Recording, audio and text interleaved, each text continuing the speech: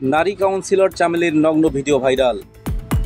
ঢাকা মহানগর দক্ষিণ আওয়ামী লীগের সদস্য এবং সিটি কর্পোরেশনের ২০ নং ওয়ার্ডের সংরক্ষিত আসনের নারী কাউন্সিলর সৈয়দা রোকসানা ইসলাম চামেলির নগ্ন ভিডিও ভাইরাল হয়েছে। কয়েকদিন ধরে আওয়ামী লীগ ও কেন্দ্রীয় নেতাদের হোয়াটসঅ্যাপ সহ বিভিন্ন যোগাযোগ মাধ্যমে এই ভিডিও ঘুরপাক খাচ্ছে। এতে চরম ইমেজ সংকটে পড়েছে নগর আওয়ামী লীগ। ফলে দলীয় ইমেজ নষ্ট ও গঠনতন্ত্র ভঙ্গের অভিযোগে যে কোনো সময় তার বিরুদ্ধে সাংগঠনিক সিদ্ধান্ত নেওয়া হতে পারে বলে একটি সূত্র জানিয়েছে।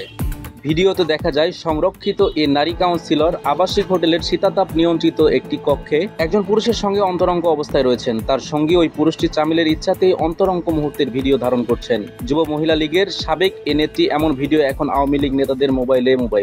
নগর আওয়ামী লীগের একাধিক সূত্র জানায়, নারী কাউন্সিলরের নগ্ন ভিডিও ভাইরালের বিষয়টি নিয়ে কেন্দ্রীয় হাইকমান্ডের সঙ্গে কথা বলেছেন নগরের শীর্ষ নেতারা। যে কোনো সময় তাকে দল থেকে বহিষ্কারের সিদ্ধান্ত নেওয়া হতে পারে। এ ব্যাপারে জানতে চাইলে নগর দক্ষিণ আওয়ামী লীগের সভাপতি আবু আহমেদ মান্নাফি বলেন, বিষয়টি আমরা খুব সিরিয়াসলি দেখছি।